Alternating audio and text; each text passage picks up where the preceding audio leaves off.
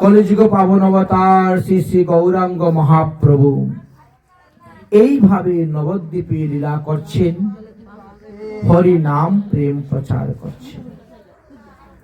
এবার এই সংবাদ গিয়ে পৌঁছিল হরিদাস ঠাকুরের কানে। নামাচার্য হরিদাস তো পুলিয়ার এক ঘন জঙ্গলের মধ্যে বসে ভজন করছে। ফুলিয়া এখনো শান্তিপুর থেকে একটু দূরে অবস্থা।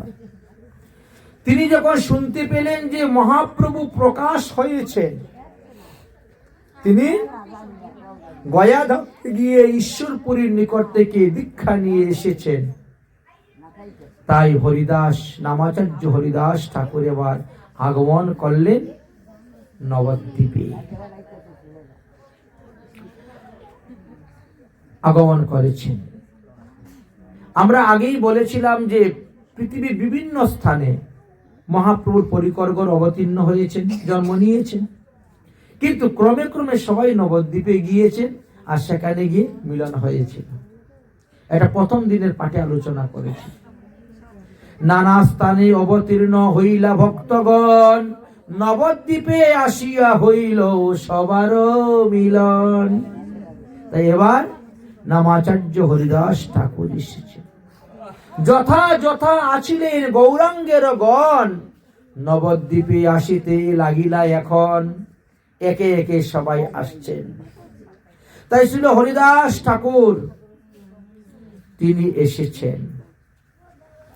এসে তিনি অদ্বৈত প্রভুর সঙ্গে আগে মিলিত হয়েছিলেন, এবার তিনি আসছেন। কারণ অদ্বৈত প্রভু যেমন কৃষ্ণকে পৃথিবীতে অবতীর্ণ করার জন্য গঙ্গার জল আর তুলসী পত্র দিয়ে আরাধনা করেছিলেন, ঠিক তেমনি ভাবে নামাচার্য হরিদাস ঠাকুরও কৃষ্ণকে পৃথিবীতে অবতীর্ণ করানোর জন্য গুফার মধ্যে নির্জনে বসে প্রতিদিন 3 লক্ষ হরিনাম জপ করিতেন।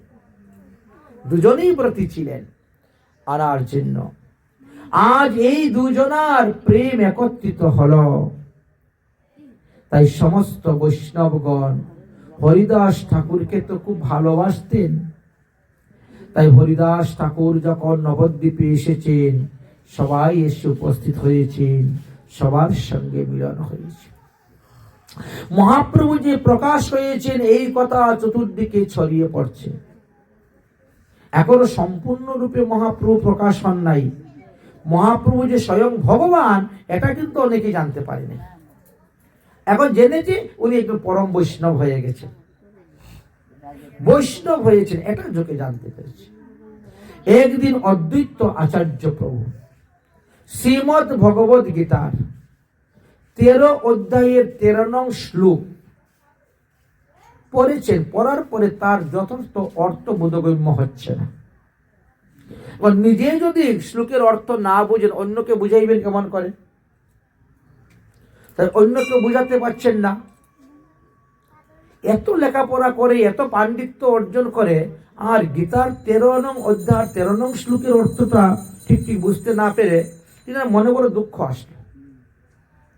তাই তিনি চিন্তা করলেন কি, যতক্ষণ পর্যন্ত এই শ্লোকের যথার্থ অর্থ অবগত না হব, ততক্ষণ পর্যন্ত অন্ন জল গ্রহণ করব না, অন্ন জল গ্রহণ করব না। এইভাবে সংকল্প নিয়ে তিনি রাত্রিবেলা শয়ন করেছেন। মহাপ্রভু রাত্রিতে স্বপ্নে চলে গেছেন অদ্বৈত আচার্যের কাছে, গিয়ে কি বলছেন, হে আচার্য, উঠো, ভোজন করো, আমার পূজন করো, আমি তোমাকে গীতার শ্লোকের ওই অর্থ বলে দিব। মহাপ্রভু এইভাবে বলছেন, সর্বত্র প্রাণী পাদয়ু ততে সর্বত্র অক্ষি শিরমুখম সর্বত্র শ্রুতিমালোকেন সর্বমাবৃত তিষ্ঠতি। সবদিকে ভগবানের মুখ, সবদিকে ভগবানের পা, সবদিকে ভগবানের কান, সবদিকে ভগবানের চোখ। এটা হয় নাকি? আমাদের তো পিছনে চোখ নাই, সামনের দিকে চোখ, তাই না? আরে কথার অর্থ এটা নয়। সব দিকে চোখ বলতে কি সবকিছু দেখতে পান, তাই বলে পিছনে চোখ, পিঠের মধ্যে চোখ, পেটের মধ্যে চোখ, বুকের মধ্যে চোখ, পায়ের মধ্যে চোখ, এমন তো নয় অর্থ। লাক্ষণিক ভাবে নিতে হবে, তো মুখ্যভাবে নিলে তো হবে না। এই তো বলে সূর্য যেমন অনন্ত কিরণ বিতরণ করিয়া বিরাজমান, সূর্য তদ্রূপ পরমাত্মা পরমেশ্বর ভগবান শ্রীকৃষ্ণ সর্বব্যাপক সর্বরূপী তিনি বিরাজমান। ব্রহ্মা থেকে আরম্ভ করে একটা পিপিলিকা পর্যন্ত ক্ষুদ্র প্রাণী, ব্রহ্ম থেকে আরম্ভ করে পিপিলিকা পর্যন্ত যত জীব আছে সবের মধ্যে তিনি আছে, তিনাকে আশ্রয় করে সব আছে। এই অর্থে এখানে বলা হয়, অর্থাৎ ব্যাপক অর্থে এখানে বলা হয়েছে, বোঝানো হয়েছে। অসংখ্য মুখ, অসংখ্য পদ, অসংখ্য হস্ত, অসংখ্য চক্ষু ইত্যাদি অর্থে সর্বত্র সর্বত্র শব্দ দেওয়া হয়েছে। এই শ্লোকটি হলো আত্মনেন্দ্রিয় পদ। আমি সকল দেশে সকল নগরে প্রতি ঘরে ঘরে অবস্থান করি, অতএব আমি এই হরিনাম সর্বত্র প্রচার করিব। ব্রহ্মা আদির দুর্লভ যে ভক্তি যুগ, সেইটা আমি শিবাস পণ্ডিতের বাড়ি থেকে বের করে বিতরণ করব। সকল বৈষ্ণবগণ তখন বুঝতে পারবে আমি কে, দেখতে পারবে আমি কে। অতএব অদ্বৈত আচার্য, তুমি উঠো ঘুমের থেকে, আর তুমি প্রসাদ সেবন করো, গ্রহণ করো। অদ্বৈতর ঘুম ভেঙে গেল, চোখ খুলে দেখেন বিশ্বাম্ভর, তারপরে হঠাৎ অদর্শন নাই। পরের দিন তখন সমস্ত বৈষ্ণবগণের নিকটে যখন ভাগবত কথা পরিবেশন করবেন, ভাগবত কথা প্রসঙ্গে অদ্বৈত আচার্য প্রভু তখন এই স্বপ্ন বৃত্তান্তটা তুলে ধরলেন। এই আমি কি দেখলাম কালকে, তাহলে মনে হয় নিমাই হবেন আমাদের ইষ্ট দেবতা। আর তাই যদি হন, তাহলে তিনি কেন এখনো প্রকাশ হচ্ছেন না? তিনি কবে প্রকাশ হবেন? কবে বা জগজ্জীব কি হরিনাম দিবেন? এইভাবে বলা বলি করছেন। অদ্বৈত প্রভু শান্তিপুরের বাবলা বন নামে একটি বন আছে, ওইখানে তিনি বেশি সময় থাকতেন।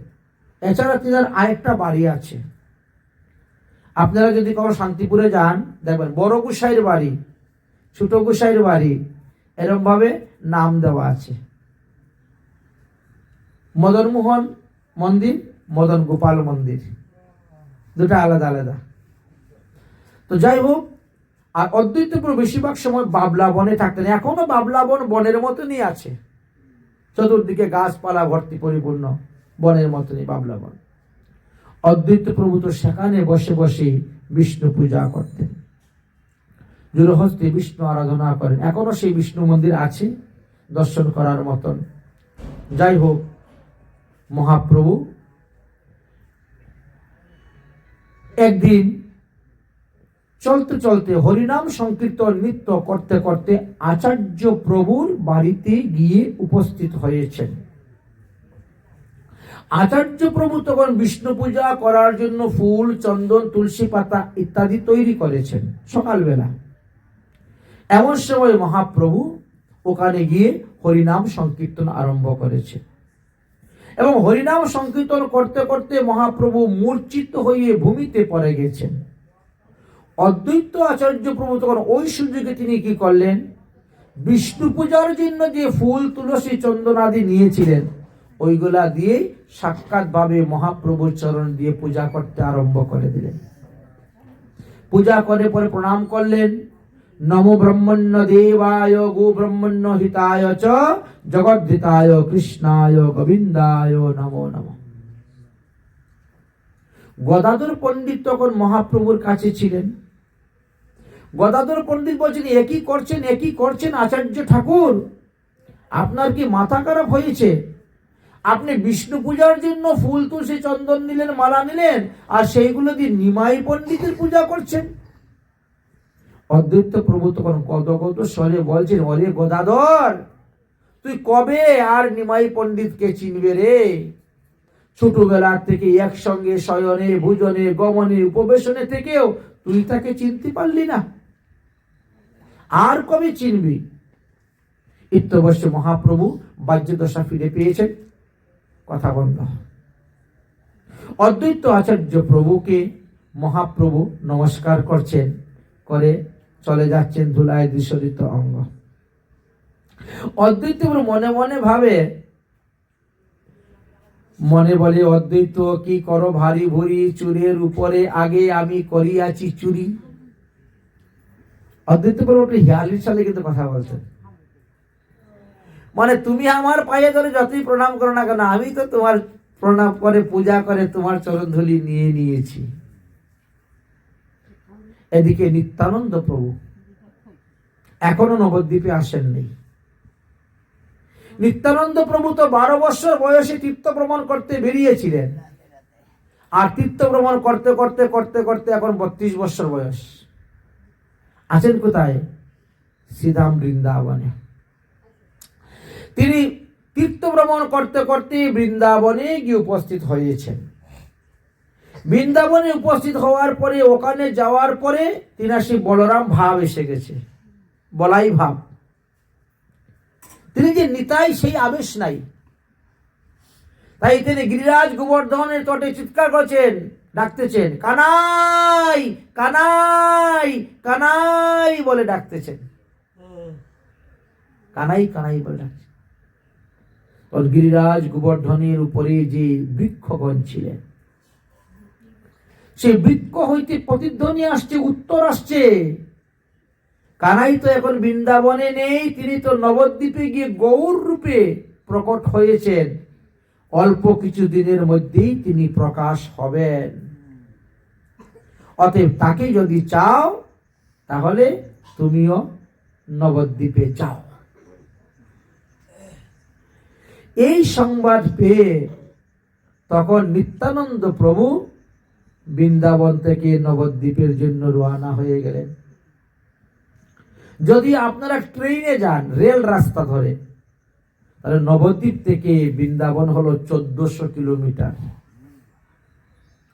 আর পায়ে হেঁটে গেলে তো একে বেঁকে রাস্তা আরো বেশি হবেই, এটা তো বুঝতেই পারছেন। ট্রেন লাইন তো সোজা নাক বরাবর থাকে একেবারে, সেখান থেকে পায়ে হেঁটে আসা শুরু হল। মহাপ্রভু প্রকাশ হবেন, তাই তিনি আসতেছেন। এদিকে মহাপ্রভু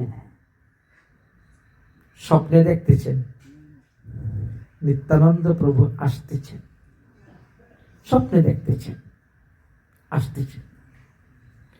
পরের দিন সকালবেলা যখন সমস্ত বৈষ্ণবগণ একত্রিত হয়েছেন, একত্রিত হওয়ার পরে মহাপ্রভু বলছেন, আমি গতকালকে রাত্রে একটি অপূর্ব স্বপ্ন দেখেছি। এক মহাপুরুষ বিরাট বড় এক রথের মধ্যে বসে তিনি নবদ্বীপে আসতেছেন।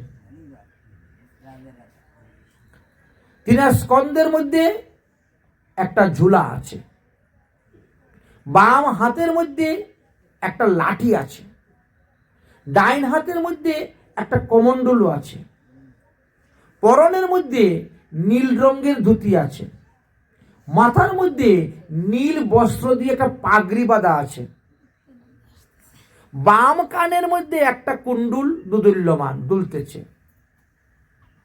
মনে হলো তিনি যেন সাক্ষাৎ ব্রজের বলরাম। আমাদেরকে কৃপা করার জন্য তিনি নবদ্বীপে আসতেছেন। আমি কিন্তু গতকালকে রাত্রে এরকম স্বপ্ন দেখেছি, হয়তো তিনি এসেই গেছেন, তাও হতে পারে। কিন্তু এইরকম একজন মহাজন মহাপুরুষ নবদ্বীপে আসছেন, তিনি কোথায় আছেন, কার বাড়ি আছেন, কোথায় লুকিয়ে আছে, তাও তো জানি না।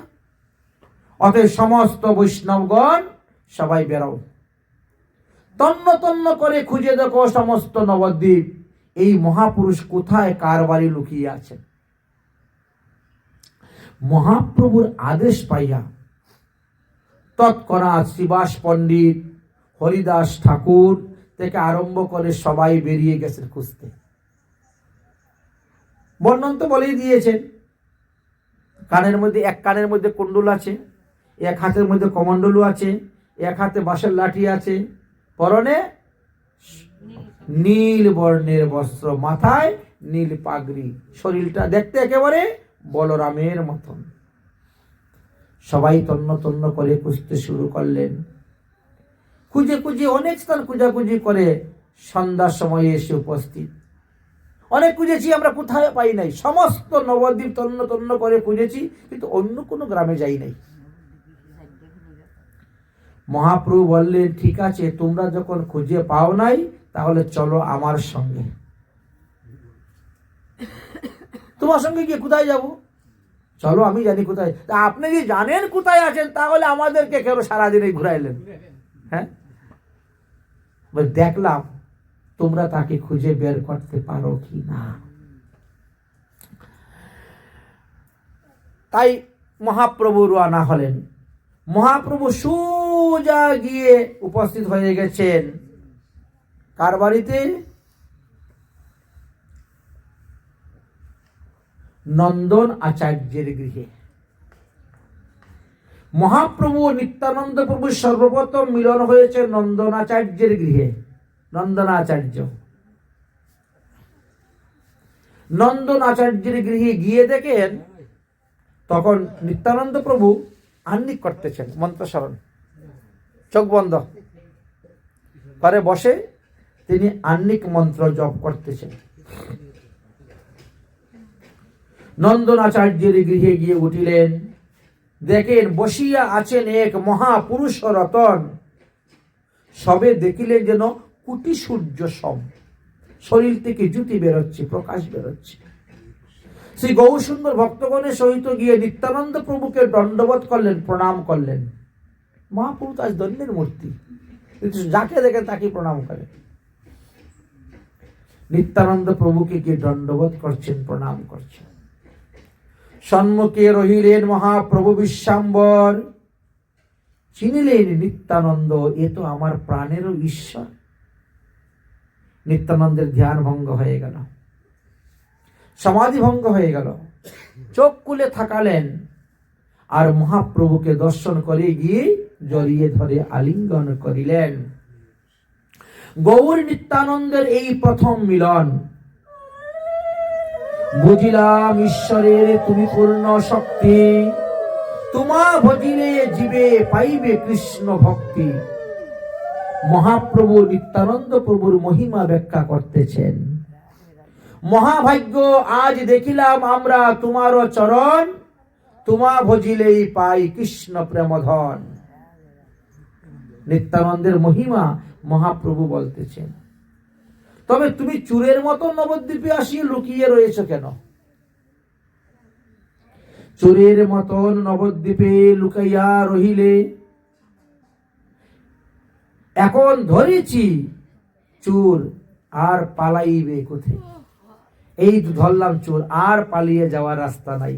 মহাপ্রভু ধরে ফেললেন নিত্যানন্দ প্রভুকে। চোর ধরিলাম আমি, আইলাম হেতা, ধরিয়াছি চোর, আর পালাইবে কোথা? এত প্রেমের কথা, রসের কথা। তাই বলে কি নিত্যানন্দ প্রভু চোর ছিলেন? না, মহাপ্রভু চোর? কেউই তো নয়।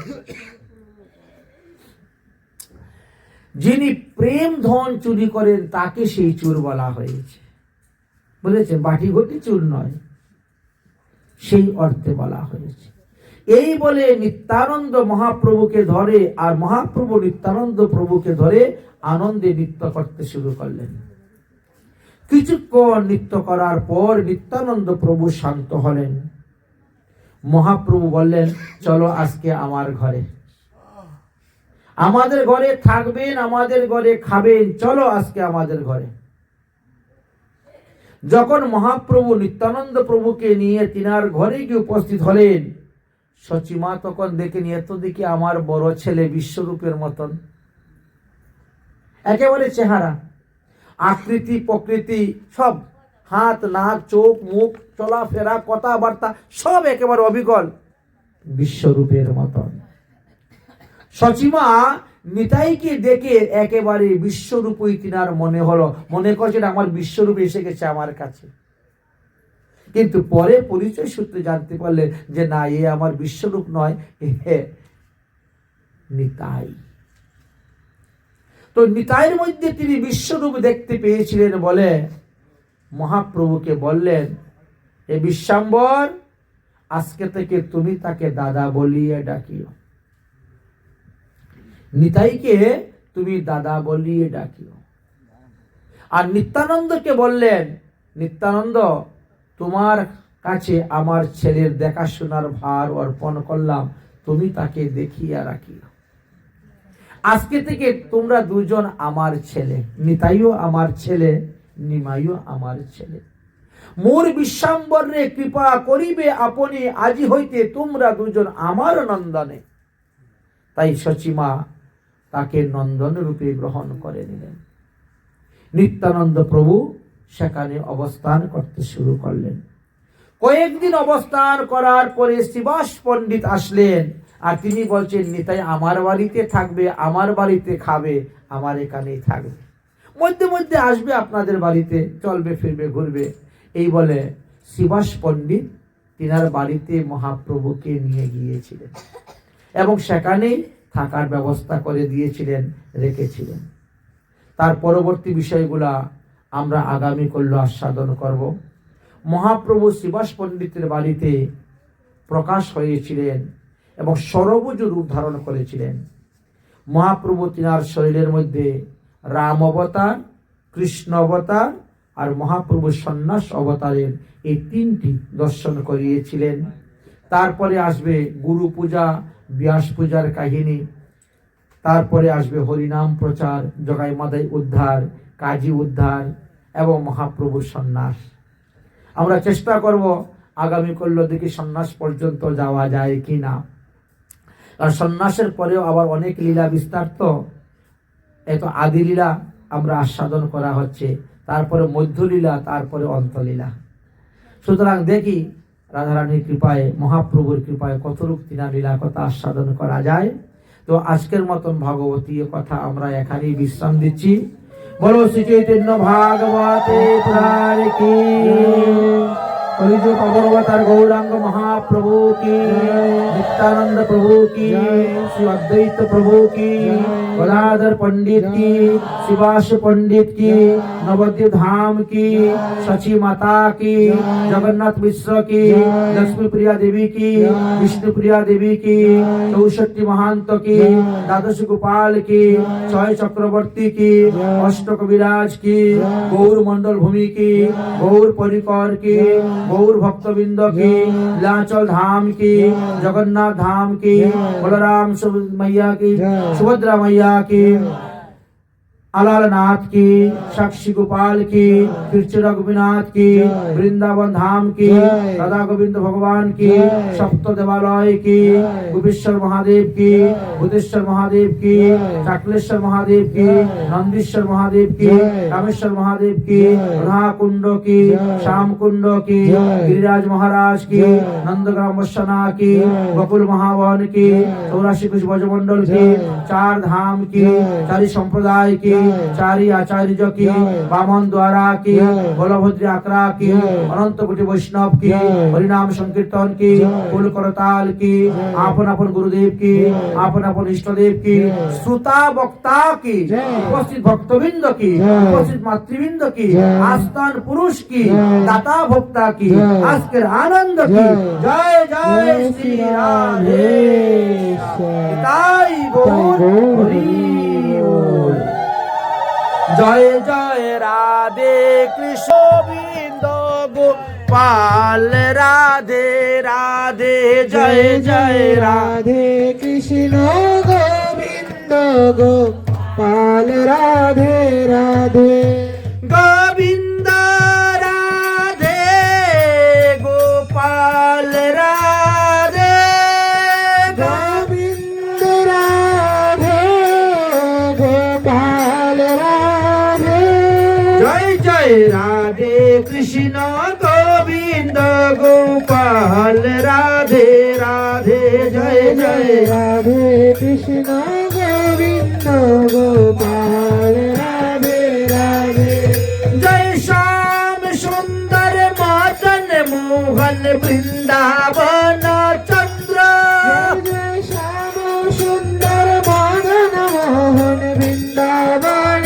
চন্দ্র জয় জয় রাধা রমন রস বিহারি শ্রী গোকুলানন্দ জয় জয় রাধা রমন রস বিহারি শ্রী গোকুলানন্দ জয় জয় রাধা কান্ত রাধা বিনোদ শ্রী রাধে গোবিন্দ জয় জয় রাধা কান্ত রাধা বিনোদ শ্রী রাধে গোবিন্দ জয় জয় রাশেশ্বরী বিনোদিনী রায় ভানুকুল চন্দ্র জয় জয় রাশেশ্বরী বিনোদিনী রায় ভানুকুল চন্দ্র জয় জয় ললিতা বিশ্বকায়াদি যত সখী বৃন্দ জয় জয় ললিতা বিশাখাদি যত সখী বৃন্দ জয় জয় শ্রীরূপ মঞ্জুরি আদি মঞ্জুরি অনঙ্গ জয় জয় শ্রীরূপ মঞ্জুরি আদি মঞ্জুরি আনন্দ জয় জয় পূর্ণমাসী কুন্দলতা জয় বীরাবিন্দ জয় জয় পূর্ণমাসী কুণ্ডলতা জয় বীরাবিন্দ তোমরা সবে মিলে করো দয়া আমি অতি মন্দ তোমরা সবে মিলে করো দয়া আমি অতি মন্দ তোমরা কৃপা করে দাও হে যুগল চরণার বিন্দ তোমরা কৃপা করে দহে যুগল চরণার বৃন্দ আকুল প্রাণে ডাকতে পারি হারা রে গোবিন্দ আকুল প্রাণে ডাকতে পারি হারা হে গোবিন্দ জয় জয় রাধে কৃষ্ণ গোবিন্দ গোপাল রাধে রাধে জয় জয় রাধে কৃষ্ণ গোবিন্দ গোপাল রাধে হরে কৃষ্ণ হরে কৃষ্ণ কৃষ্ণ হরে হরে হরে রাম রাম রাম হরে হরে হরে কৃষ্ণ কৃষ্ণ কৃষ্ণ হরে হরে হরে রাম রাম রাম হরে হরে জয় রাধে জয় রাধে জয় রাধে জয় রাধে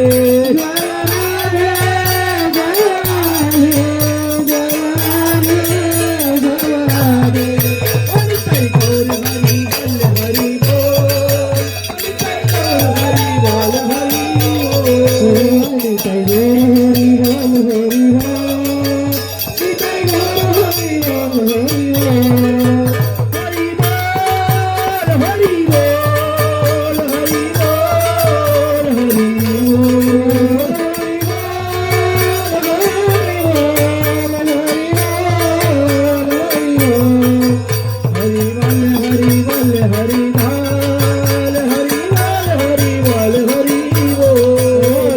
হরি বল হরি বল হরি বল হরি বলো শ্রী চৈতন্য ভাগবতে কি ব্যাস অবতার বৃন্দাবন দাস ঠাকুর মহাশয় জয় জয় শ্রী রাধে নিতাই যদকরম পদবষ্টং মাত্রহীনশ্চ যদ্ভবেৎ তৎসর্বকমতাং দেবং প্রসিদ্ধং পরমেশ্বর ওম সর্বভবন্তু সুখিনঃ সর্বে সন্তু নিরাময়া সর্বে ভদ্রানুপশ্যন্তি মা কশ্চিৎ দুঃখবাদ ভবেৎ ওম শান্তি ওম শান্তি ওম শান্তি ধর্ম की जय हो अधर्म का नाश हो प्राणियों में सद्भावना हो विश्व का कल्याण हो जय जय ভাগবত অনুষ্ঠান শেষ করে প্রসাদ পেয়ে যাবেন। জয় শ্রী রাধেশ্যাম। আপনার জন্য প্রসাদের ব্যবস্থা আছে, প্রসাদ না পেয়ে কেউ যাবেন না। জয় রাধেশ্যাম।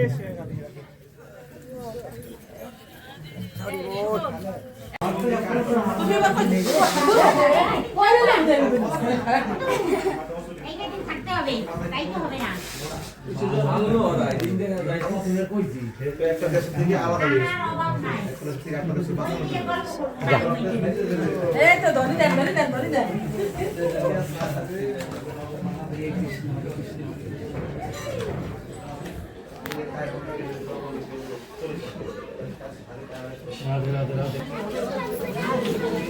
এখানে জল দিন মহাপ্রসাদে গোবিন্দে স্বল্প পুণ্যবতাং রাজন বিশ্বাস হইবে শরীর বিদ্যা জালো জনেন্দ্রিয় তাহে কাল বিজীব গেলে বিষয় সাগরে তাহার মধ্যে জীব তিলময় সুদূর মরি তাকে কৃষ্ণময় করিবার জিহ্বা জয় সপ্রসাদ অন্ন দিলা ভাই সে অন্নামৃত পাওয়া রাধা কৃষ্ণের গুণ গাও প্রেমে ডাকো শ্রী চৈতন্য নিতাই জয় জয় মহাপ্রসাদ কি জয়।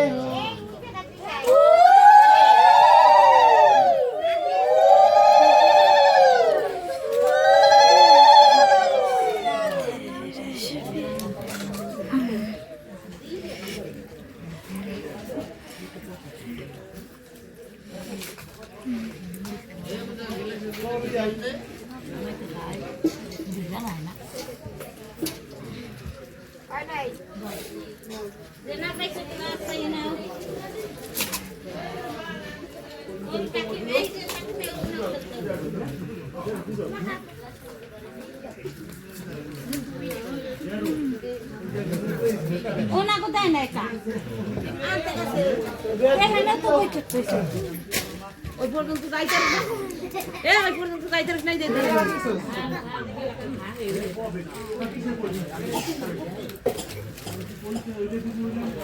সব বাইরে গ্লাস দেওয়া লাগবে না, তুমি বোঝো না কিছু।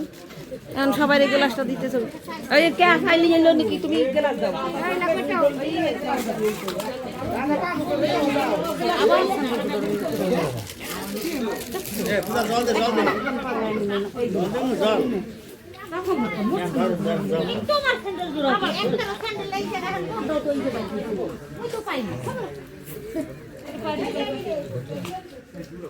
তুমি বাহনা আমি ওষুধ খেতে একটু পরে দিই রাতে খাইতে একটু খাবা পোশাক একটু খাওয়া খিদে লাগবে একটু খেয়ে খাও পেট ভরিয়া। গোবিন্দ যা করে যেখানে নিয়ে ঠায় ঠাইতে তো আছে ডাক্তার কবিরাজ খাইতে আছি বকতে আছি বাহির কিছু বাদ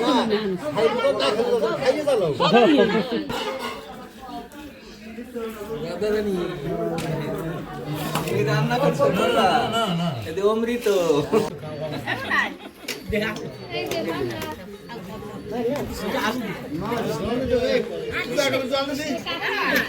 জল দে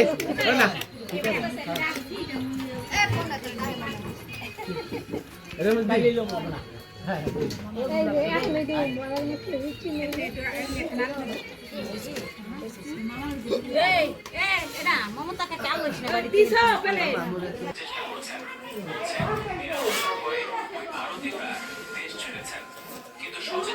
বাড়ি আমার ভিডিও করে না অবস্থা